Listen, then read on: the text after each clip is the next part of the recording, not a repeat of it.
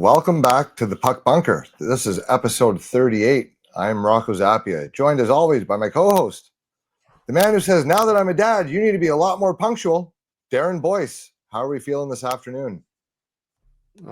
Very punctual today. That's how I'm feeling. Good. Well, I'm glad you could fit this into your newly packed schedule. We're very, very grateful you could take the time. We're going to do something a little different today. We're obviously in the process of finalizing our final lists. And with that comes some areas of less than consensus, I guess I'll call it. So we're going to do a little something today. We're going to call it Scout for Scout. Two guys who are ranked closely in the draft lists. We're going to pick them out, pick a side, debate them, and see where we land on such topics.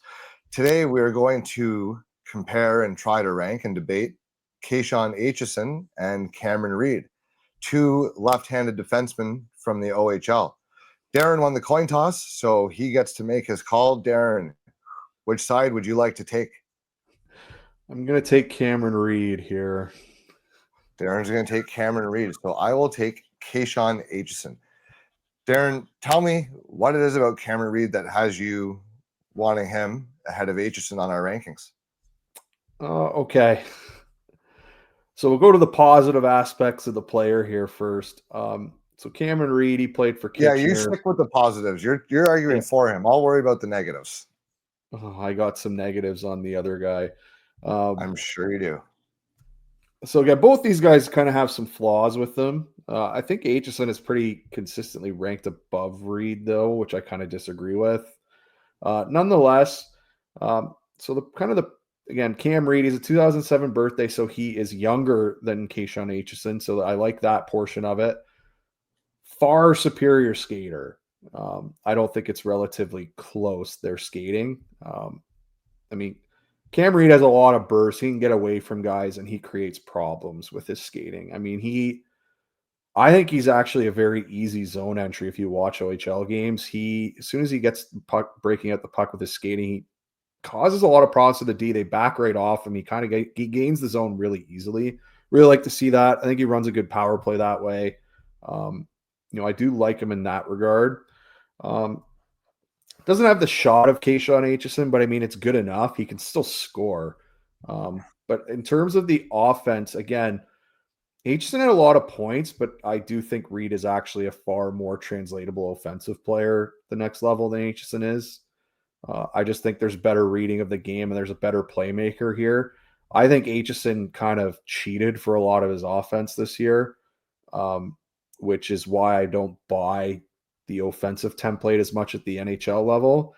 Whereas I think Cam Reid, does kind of profile as he's a quick puck mover who can play on a power play. Whether he's on PP1, I don't know, but I think he can definitely play on a power play and, be fairly reliable and put up decent numbers. I don't think there's any problem with that. Even 5-on-5, he moves the puck a lot better than a lot of guys would in the NHL. Now, again, he's not huge, but he's 6 foot. He's not small. So it's not a complete hindrance to him. He does have to learn the defensive zone a bit. He's fine as a rush defender. When he's in zone, he can kind of get boxed out and he's kind of weak that way. But again, that's something you can look at. He can gain some strength. He is kind of weak right now in terms of his strength. He's just not filled out yet. So I do wonder if, he fills out a little bit, gets a bit more confident on that end of the ice so that can improve. He has a good skating base too, so he should be quite strong. I like his edge work in that. I thought he worked quite, again, I saw him play in Kitchener a couple times. Every video I've saw, I've kind of liked what I've seen as the years gone on. What was also noteworthy is the last viewing I saw was there in the playoffs against London, and he was giving them trouble. His actual offensive game, again, we just saw Memorial Cup champion London Knights last night giving the star players the other team fits. He was giving them some problems with his creation from the back end. Now, did it result in them winning the series? No, but it is notable in the game that, that was there. Thought the compete was good. He's not the most physical guy, but he's engaged. He does hit guys. It's just not Like, I don't think he's going to hammer guys. But again, if he can kind of gain some strength and, again, have a low center of gravity and utilize his skating ability, like, there's no reason why he can't be, a strong player on the boards. I don't think that's a problem per se. I think you can at least see where it can develop for him. Now, do I think he's a top 20 pick? No, but I do think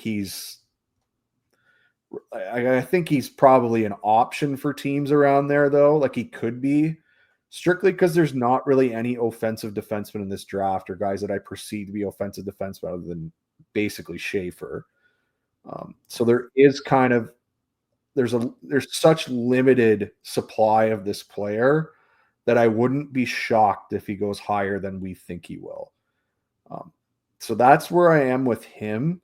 So I guess I'll let you do your Aitcheson kind of, your Aitcheson profile first, and we can kind of go back and forth. We're going to go full debate style here, rebuttals and all. Okay. All right. Well, I'll touch on Cameron Reid here after. Kashawn Aitcheson, 6'2", listed at 6'2". I'm interested to see. Combine started today, I think. I'm interested to see what his true measurement comes in at, because he plays like he's a huge motherfucker, but he's not actually the biggest guy out there. He's listed here at 6'2", might be closer to 6'1", 6'2" if you like him, but he plays like he's absolutely the biggest guy on the ice. He has an unteachable mean streak to him to go along with what I grade out as above average tools across the board. The one where maybe you might say would be just average would be his top end skating speed. He hasn't taken huge strides in terms of adding a step throughout the course of the season. I'm interested to see if he can add half a step of quickness this offseason and going the next, because that would do wonders for his stock as a prospect. So that might be the one area where you don't love his game, because he is just kind of an average skater. But geez, the way he plays, I'm watching a lot of NHL playoffs right now, and I see a lot of things going on out there that remind me of the way that Kashawn Aitcheson plays the game of hockey. He's competitive as all hell. There's very few guys, if any, who are more competitive than this kid in this draft class. He has an absolute bomb of a shot, which translates to any level, regardless of how big you are. He put home 26 goals this year, and at a certain point, that's not by accident. He is a very dangerous one-timer. It's funny, I actually think he's a very dangerous one-time shot, but not as dangerous loading up wrist shots. He's not as quick to get them off. He kind of can telegraph them sometimes.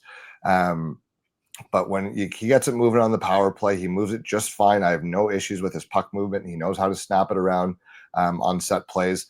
And again, when he gets in a shooting position, the puck's generally in the back of the net.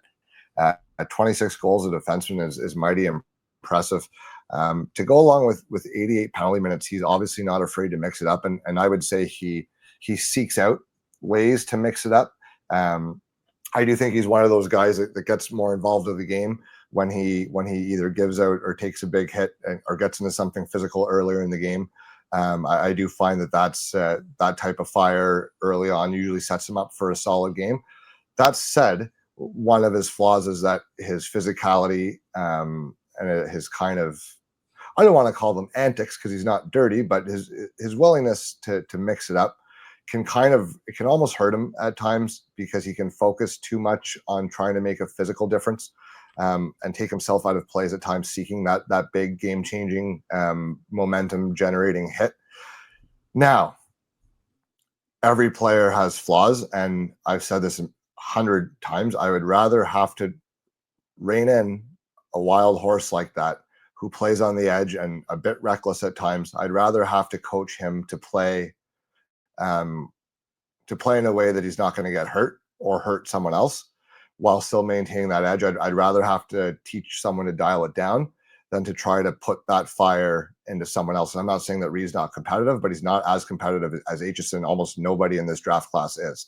So, okay, you have someone who's maybe average, a little bit average, better than average skater. I don't think it's going to kill him. I think he's going to be able to keep up with the pace of the NHL game just fine. I don't think he's going to be in a situation where he's getting caught flat-footed and the skating becomes an issue for him. I wonder, my concern with him is I don't know that he's I don't think he's a first power play guy, and I don't know that he's big enough to play as menacing as he likes to play. So it's kind of, how do you adapt your game to fill a role? I think what we're looking at is a guy that can play in all situations and the step up in a pinch type of guy. And when you need a guy to do something, he can go out there and do it. You need a guy that can shoot the puck on the power play. He can step in and do it. You need a guy to go out there and shut down at the end of the game. He's going to be willing to put his body in front of pucks. He's going to be willing to block shots with his face. He's going to be willing to get drilled behind the net in the name of getting the puck out of the zone. And these are all the things that you can't teach. These are character of the person type things. And again, nothing against Reid, but Aitcheson has these traits in spades.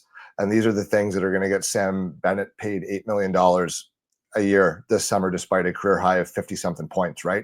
And I know they're different positions, but that's a guy that wants it. And Kashawn Aitcheson is quite simply a guy that wants it. And if I'm looking to build a roster, especially outside of the top 15 picks of the first round, I want guys who are going to be able to fit in long-term and provide value to my team, regardless of what role they end up assuming. And I have no doubt in my mind that Kashawn Aitcheson is going to have a long career in the NHL. It may not be with the upside that some people think it is, but that's a guy that's going to go in and do whatever it takes to get 2 points on the board at the end of the night.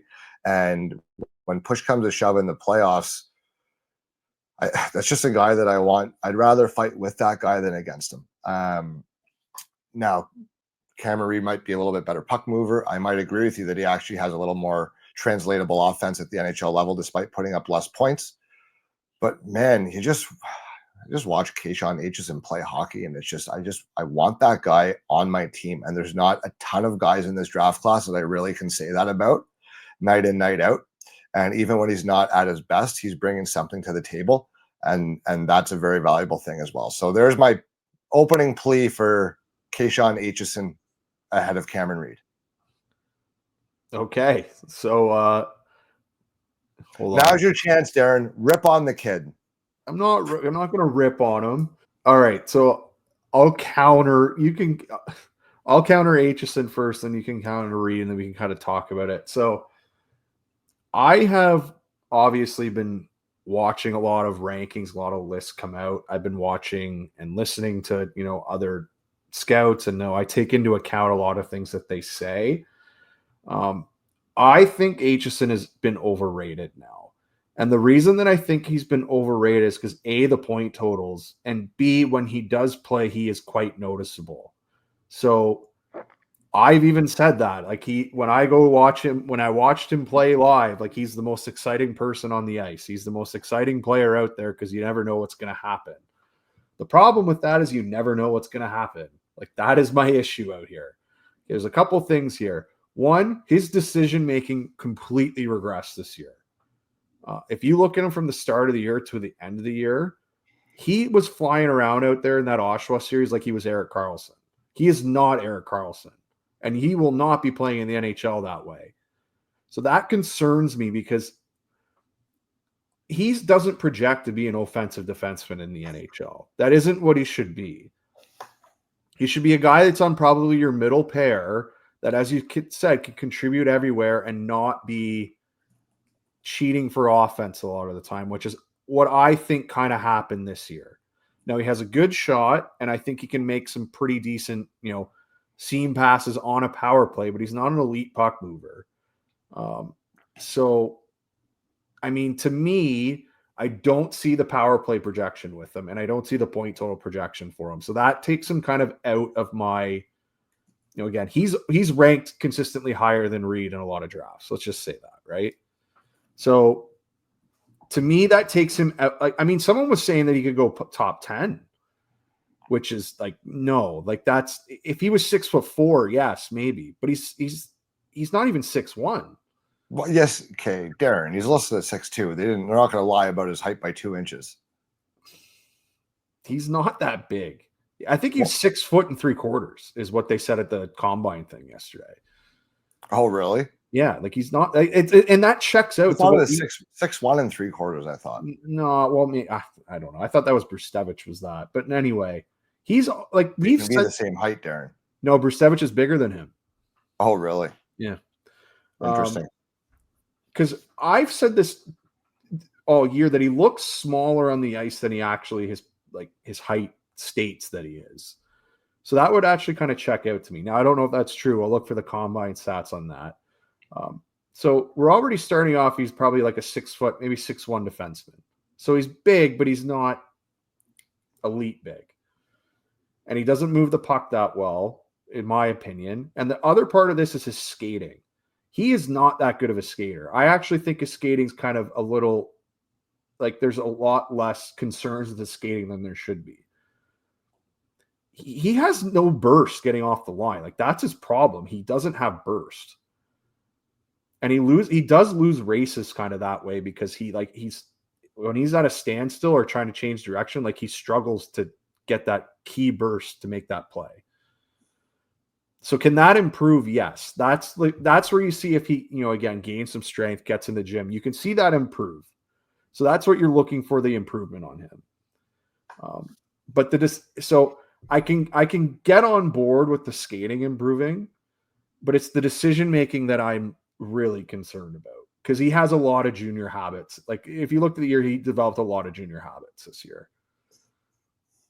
And that would be my concern. And I'll go the other end with Cam Reid on this. He looks like the guy who should have junior habits. And he actually doesn't. Like, I think Kitchener was a really well-coached team. And despite his flaws or physical flaws or defending flaws, he still tried on that end. And I don't think he actually cheated for offense. Like, I think he got a lot of his offense within the flow of the play. And yes, he was driving it from the back end for that Kitchener team who didn't have a lot of forwards up front. And they overachieved. Like, they were a lot better team than people thought they would be. So he's also younger too, which is another thing. I mean, listen, they're both first round picks. I'm just not totally on board with him to be this guaranteed top 15 pick that people are saying that he is. That's kind of where I'm at because there's some pretty big concerns here with the player. I don't know how you feel about that, but that's kind of where I've been at least after watching that Oshawa series. Like it became quite stated that those concerns were valid. So I would say this. Our exercise here is not to determine whether Aitcheson is a top 15 pick, and it's not to determine whether other people have him overrated. We're trying to figure out if he belongs ahead or behind of Cameron Reid, who is something that I don't think has been overrated or underrated by anyone at this point. He seems pretty solidly between 17 and 24 on most lists, and I think that's a very fair place for him. Yeah. So I don't want to let our feelings about where Aitcheson might be ranked on other lists affect how we compare him just to Reid straight up.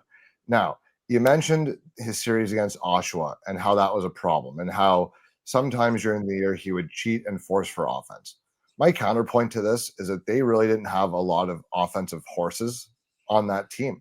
And he may have been forced into a role that he's not necessarily the best suited for, the same way that Canada tried to force Bonk into a role on that team.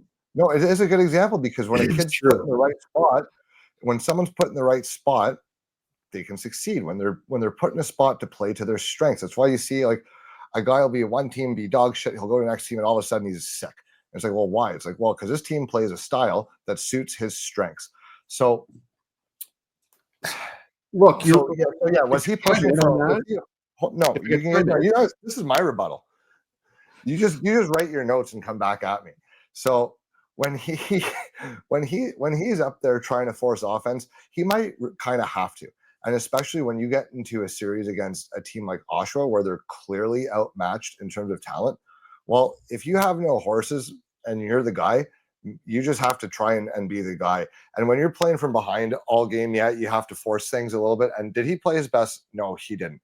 But I don't know that if he's surrounded by guys that can finish, he's playing as much. Now, the other thing, in terms of his power play projection, I would look at a guy like Jacob Chychrun, who is not a first power play guy because doesn't move the puck as well, but he can be a trigger man on a second unit. And especially when you have injuries and you need a guy that can step in. Now, as for Reid, my thing with Reid is I am concerned about the size and ability to defend. And I'm concerned about that combination of things. Yes, I understand Aitcheson's not much taller than Reid, but I think he's thicker and I think he's a lot stronger and I think he's a lot more willing physically. And to that, I think he's a much better in-zone defender than Reid is, and that Reid ever will be, simply because Reid's never going to be more than 6 foot, $195, $190, and he's always going to struggle down low against bigger, stronger players. Where at least Aitcheson, you can see the model of success that he could have there, and I feel like there's a lot more safety and dependability as a two-way guy, and I could see Aitcheson carving out a role. If that offense doesn't translate, I could still see him carving out a role as a third pair guy because he is such a willing and capable in-zone defender. Whereas if Reid doesn't make it as a puck mover on one of your top two pairs and on one of your power play units, I don't know where he necessarily fits in. And when two guys are that close, and I might give you this, that Reid might have some more offensive upside and he might end up as the guy with the better stats at the end of the day if he pans out.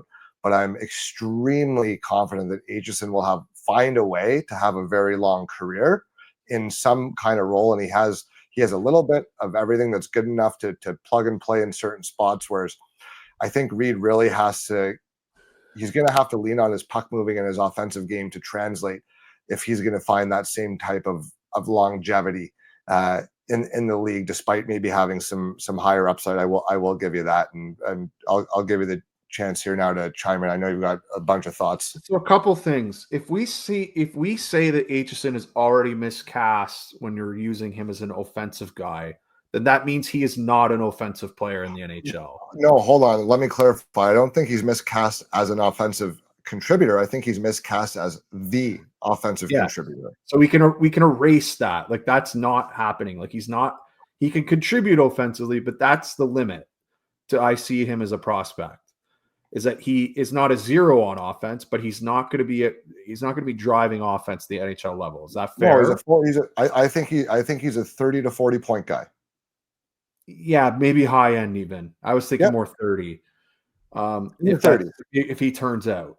Now, I just want to give you a few things here. Do you think Barrie and Kitchener are pretty similar teams this year? In what sense? Like in the OHL, like they were both talent-wise. Yeah, they both made the conference final. They both had kind of similar flaws, whereas their front end, like their forwards weren't star forwards, but they didn't have enough finishers. Yeah. Yes. Yeah, that's fair. Okay. I just had to make sure because I feel like I'm getting set up for something here. Go ahead. I'm just going to read something to you, okay? Okay. And you can argue this stat doesn't matter at all. So Cam Reid this year played in 67 games. He had 54 points. He was a plus 39. Okay. Kashawn Aitcheson played 64 games this year for Barrie, had 59 points. So again, quite similar, even though he's a year older. He was plus 6. Okay. So that's telling me that one of these guys is actually driving play 5-on-5 a lot more. And the eye test would actually say that as well. But counterpoint, what kind of zone starts is Reid getting compared to Aitcheson? Really? What kind of position does he put in? Aitcheson's probably getting more defensive zone starts than him, but yeah, no shit. Every time there's an offensive zone face-off, Reid is out there. So yeah, he's going to be plus more because he's getting more looks. Again, all I'm saying is that, again, if you watch, is he taking the toughest matchup? Yeah, but Rob, Aitcheson's plus 6 against everyone's first line. Yeah, but Reid's also out there against the top lines too. Like, he's out there all the time. He is, but they're like the way that they're utilized mitigates that somewhat. It mitigates it a bit. Does it mitigate it by 40 goals? No, but like I could show you guys who are minus in junior in their draft year who are sick players and guys who are plus. I'm understanding of that, but again, these are similar hockey teams. Like they're not, it's not like I'm quoting the Sarnia Sting versus the London Knights. Sorry, Sarnia, for the slander. I apologize for that. You guys are rebuilding. My bad. I actually like Sarnia. They should be, but that's the point I'm making is that they're two equally, like they're equal teams. Like those two in a series would probably be a 7-game series if you looked at. Look, Reid can push the play better. He can. If you look at a lot of the offense he does create, it actually comes off the rush from his own end. Now, he can create in zone too, but he actually creates a lot by zone entries and utilizing his speed. And he actually has quite good handling and edges that he gets D off, like they're off stride. So he's good that way. I don't think it's all because of the zone start stuff. No, it's not. I mean, but Aitcheson definitely does have. Now, does Aitcheson play tougher matchups? Yes. But I think the thing is with Reid is that I started the year, like I had concerns with him, and it's just kind of, as I've watched him more, it's kind of gone away. Like the more I've watched him, the more I see better things happening. I see more, the speed playing more. And he's, again, I go back to this. He's giving the London Knights, again, again, they didn't win, and like London beat them in 4 games. But if you watch the games, like he was giving their D problems and giving their forwards some problems on zone. And it's really hard to break that team, as we just saw. Like it's really hard when that team wants to shut it down. They have 4 NHL defensemen. Yeah. Like they're not like, so like that. And again, when he played like the lower level teams, like an Owen Sound and that, like he just had the puck the entire game. Like he was the one controlling play. So like he's not 5'9". No. Like and again, I'm sorry, like again, that's probably a Lane Hudson reference, but he's not 5'9". Now Lane Hudson's sick, but that was the concern with a guy like that he was 5'9". Hudson's skating and edges were way better though. Yeah, but I'm just saying he's 5'9". That was the concern with that type of player. This guy's still a really good skater, still a really good puck mover. He's a good prospect, and he's 6 feet tall.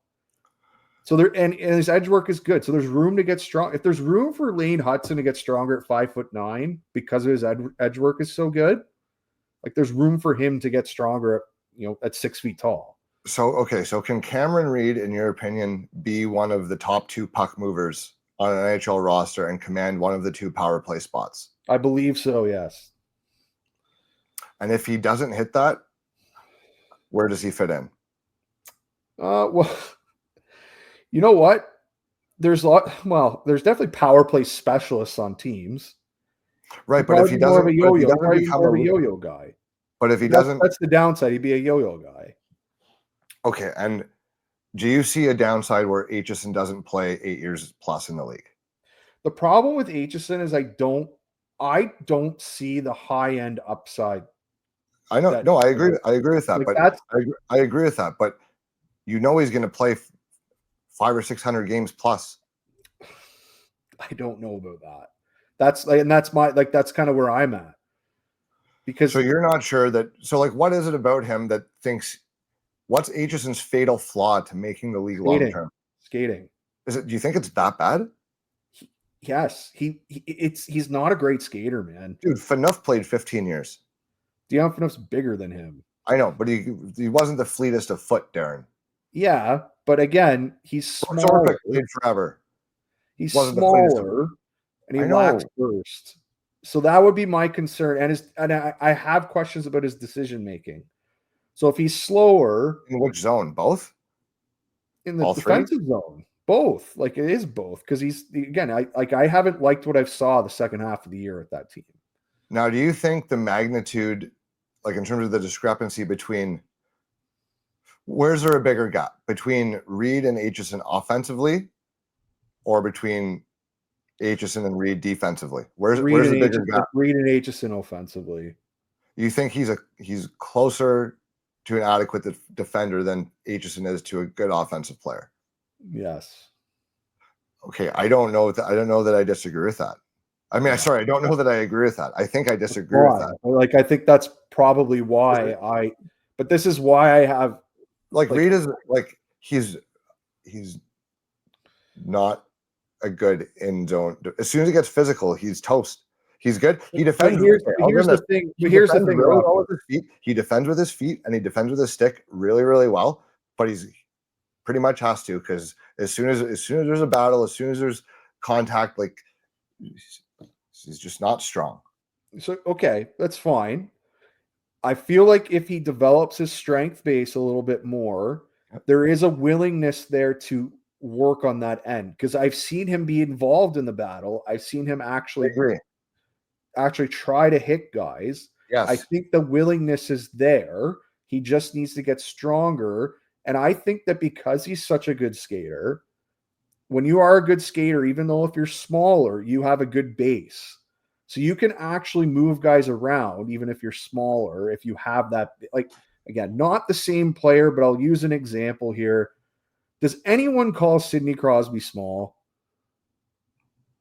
No, but kid. But when you're No, that but good, do you know why? No, because he's a fucking fire hydrant, dude.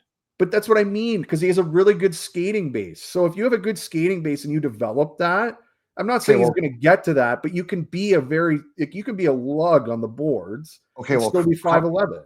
Yeah, but Crosby was a bull ox in junior. You're getting the comparable off here. I'm just saying there's smaller guys can succeed. Yes, in a strength position if they develop properly, and that's fair. Yes, but he's going to have to add a lot of strength to the lower body and learn to leverage a lot better. So in my opinion, his skating base is good enough, whereas he literally is in the gym for 2.5 years. That looks like that's easy to change, in my opinion. Like, I feel like that flaw can be helped, right? Yes. Whereas I'm a little bit more concerned, like as I just said, the Aitcheson has these flaws that we can work on. Like, we can work on his skating. I just, in my opinion, it's a little harder to get that worked up. Now, can it happen though? Yes. Like, Aitcheson can gain a step, and that makes him a far better defender. It also probably means he's not running out of position to hit guys as much. Which probably makes him. Okay, so I'm glad you brought that back up, because I want to defend him a bit there. I think in a situation where he's playing, where he doesn't have to be so heavily relied upon, and he's in a more structured environment. Plays too many minutes. Like, that is an issue. He plays too many minutes for them. Yeah, but the mistakes he makes are usually him trying to change the tone of the game, and like you can coach it. I don't think he's like a brain dead hockey player. He doesn't make these crazy gaffes where I look at him and I'm like, I have no idea what you were even attempting to do there. Like, I look at some guys and I'm like, are we watching the same play develop here? And then I watch him, and when he makes a mistake, I'm like, okay, yes, he left that guy open, but he was going over to try to blow this guy up who just hit his teammate the shift before. And like, I get what he's trying to do, or they're down a couple goals and he's just trying to like, just go do something, right?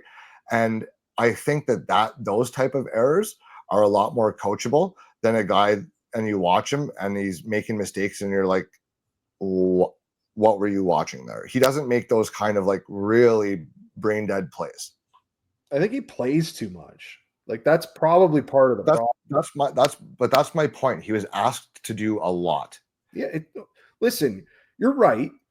And again, he's a first round prospect here. Like, he's like, again, he can play in the NHL. There's flaws there that he needs to fix, and they can be fixed. I do think that Cam Reid's base of skill set, I actually think that he can develop into a better player and improve because it's easier to just improve your strength. Like, just improve. It's literally just going to the gym, because I think he has the skill sets there and he wants to be an in-zone defender. It's just he needs the strength to do it. Yeah. Okay. So they both went to the conference finals, right? Yeah. Okay. So Barrie Colts draft eligible season. I'm gonna give you a guess here. Who do you think was got the most points on the team Like this year? this year? Who do you think got the? Don't look. Who do you think got the most points on the team For Barrie? for Barrie? Probably Aitcheson.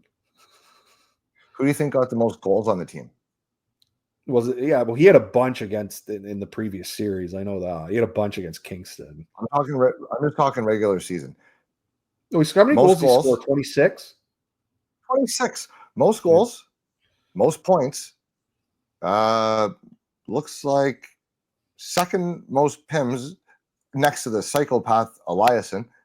And they went to the conference finals, and he's a draft eligible defenseman. Mm-hmm. And we're worried about what he's bringing to the table and if he can drive things. It looks like he drove them just fine. Okay. He didn't have a 30 goal scorer on their team, Darren. That's pretty. Okay. He did good. Who was Kitchener's leading scorer? Romano? Kitchener's leading scorer was Misiljevic, Oh yeah. followed by Trent Swick, Jack Pridham. Romano Wow, Jack Pridham was their third leading scorer, and he was came in halfway through the year. Good for 48 him. points. Yeah, he would have been there. Pridham was their highest points per game by a lot, and he was their highest. He led their tied for second on their team in goals, but the highest goals per game as well. Yeah, but at least it's a high-ish pick, third round pick with a lot of offensive tools. Like that's at least something to work with. Like Cameron Reid was fourth on the team in points, and this is not the end all be all here. I don't want to make this into a points discussion. And 1, 2, 3, 4, 5, 6 on the team in goals, and they went to the conference finals as well. But he succeeded. But like Aitcheson tried to do too much. The point I'm getting at is Aitcheson tried to do too much because he had no goddamn choice. He had no horses around him. He shouldn't be in the third round. You shouldn't be in the third round of the OHL playoffs with a draft eligible defenseman as your leading goal scorer and point getter. Well, they acquired Romani and Van Steensel. Like they did kind of address their like not having skill. Like those guys are point per game players. They just didn't have. I'm just saying. Like it's like the teams are quite evil. Like they're even. Like those teams are very similar. Yeah. But the point I'm trying to make is he didn't have a choice other than to try to play outside of his abilities offensively because someone had to score.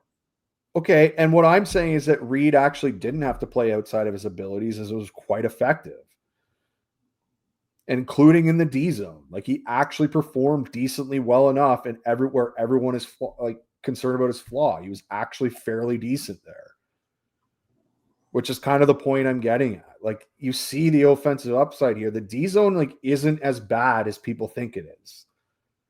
Like there's some guys that's bad. Like we've said this before. Because the thing is, when we watched him earlier in the year, this was the concern we had was like, does the size play? What's the elite skill? We keep watching him.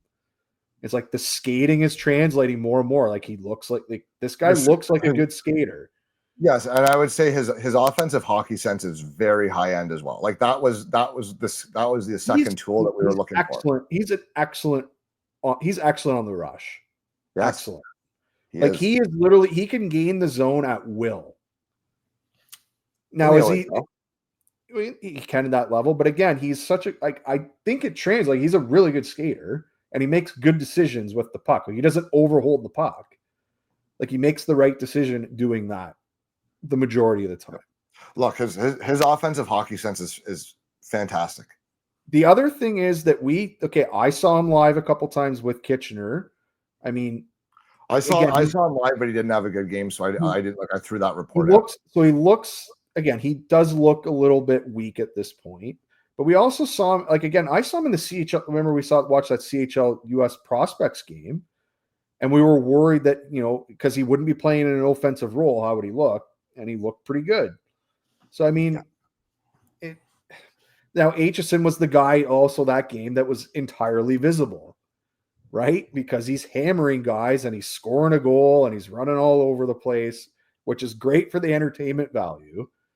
But he has X factor ability. He can influence the game in so many different ways, and his willingness to try to put a guy in the trolley tracks and his ability to fire that puck into the back of the net, those two things are not going away, and they're always gonna give him a way that even if the offense isn't coming one night, he can go run a guy clean. Of course, you don't want to encourage dirty hits, but he can bring that physicality, and even if he's 6'1" only, he's willing to do that, and he'll find ways to make his presence. Like, that's the thing that I know about Aitcheson, is that when he gets in the league, he's going to find a way to make a mark.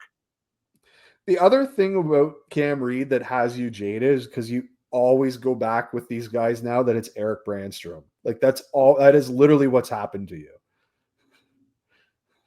David Rundblad. Yeah, you're always worried about these guys now because. No, Darren. I know you're worried. No, yes, but it is. You've been jaded by those guys. No, I've been watching people with jewelry. And what I mean by that is Stanley Cup rings. And what do they have in common? Massive fucking physical defensemen who will put their heads through the goddamn goalposts if it means getting a save or a stop or blocking a shot. There's also two puck movers on every one of those teams. Right, but only two. Yeah. Okay, so it's a lot easier for me to project a guy that I know would put his face in front of a slap shot than it is to a guy that I don't know if he is. Look, there's Eric Brandstrom is a phenomenal puck mover, but not elite enough to be just that. And you bring up Eric Brandstrom, and I don't think look. Reid's bigger than Brandstrom. Reid's a much better skater than Brandstrom. He is a much better skater. Yes. I don't think that's not where my mind is, but it's just look at Stanley Cup winners and what traits do they have from their defense core? And you need to have the offensive difference maker, but there's 5 other guys like Kashawn Aitcheson out there who are willing to break bones to lift a trophy. And it's just it's hard for me to wrap my head around that, because every year it's the same kind of guy that wins. Well, I would ultimately like that guy to be bigger than him as well. If we're looking for the physical defenseman, if we're being honest, but he's not small. Between these two, there isn't. He'll play at over 200 pounds. 6'1", over 200 pounds. Reid can play over 200 pounds. Well, he's gonna. He has to though. Yeah, he has to. But again, his strength is going to be really work for his flaw. I don't know. I just think that if he gains the right weight, it really helps his flaws. Yep. It's an easy to see how easily that would help. It's not it's not a skating stride thing. It's not reading the game or anything. And I'm not saying that's Aitcheson, but it's not something that you need him to actually, have his head up and make it, again, different players, but whatever. But it's not he knows how to play hockey. It's a strength issue because he's willing to do it. It's not like he's soft and doesn't do it. He wants to go over there and hit guys. It's just when he's trying to be physical, it's just not working at the moment. That's all. So if he can gain strength, will it ever work? Will it ever work? Well, I don't know that we're ever going to see I don't think you're ever going to see a scouting report where it's keep your head up in the D zone for that Cam Reid coming across the trolley tracks. And that's not to chirp him, but that's just not his game. Yeah, but I think in your scouting report, you're going to have hey, have an eye on this guy who literally carries the puck up the ice all the time and makes a good decision every time. Yeah. We need to focus in on him. Yes, for different reasons. To me, having the puck is actually again, I get it. I like the big D too. Yeah, I like the physical D, but having the puck's a good thing. Yeah, no kidding. And so pretty he would important. Again, he I think even when he was playing with Kitcher, he's playing with Amidovsky a bit, who's just a big, massive dude. Another Sens pick. That's who he's going to play with in the NHL. He's going to play with some big insulator type that is the high-end defender who just gets him the puck and has him skated up the ice. That's what's going to happen. I think that would work quite well with him on a second pair. Because I don't as a rush defender, I think he's fine. He defends well with his feet. So, I just have more concerns with Aitcheson. That's all. Like, again, I just didn't like the habits, and like the burst with skating's a problem. And again, it can be fixed, and that could also be fixed with more strength. It's just, to me, it's a little harder to fix your skating than just to fix your strength base. That's all. And that's fair. And look, I've exhausted any new points I have to make in this conversation. Me and Darren went through our, no spoilers here, Boyce, but we went through our list earlier. We have these two guys kind of ranked actually the same way. So spoiler, they're basically in the same spot. Yeah, no spoilers, but we'll see on our final, when our final rankings come out, who won this debate, this scout versus scout. I think we both did a good job defending our guys. We're going to do this again real soon, and I'll get first choice of guys. So we'll see. We'll pick two guys that are close again. And I think this is kind of a lot of fun. Last words, Darren, do we feel that both these guys are first round picks? I say yes. Yeah, they are. Do we feel that both these guys are NHL players when it's all said and done? I say yes. I believe so. Yes. Yeah, they will be. Cool. Yeah. We're fans of both guys, so hopefully we didn't defend our guy too hard and make anyone feel bad. I'm sure they don't give two fucks what we say. So that's great. If you're a fan of either guy, let us know. Let us know how we did, who you like, why Darren's smarter than me. That seems to be a common thread, I think, but that's okay. I'll take it. Thanks for tuning in. We'll be back soon. Take care. See you later.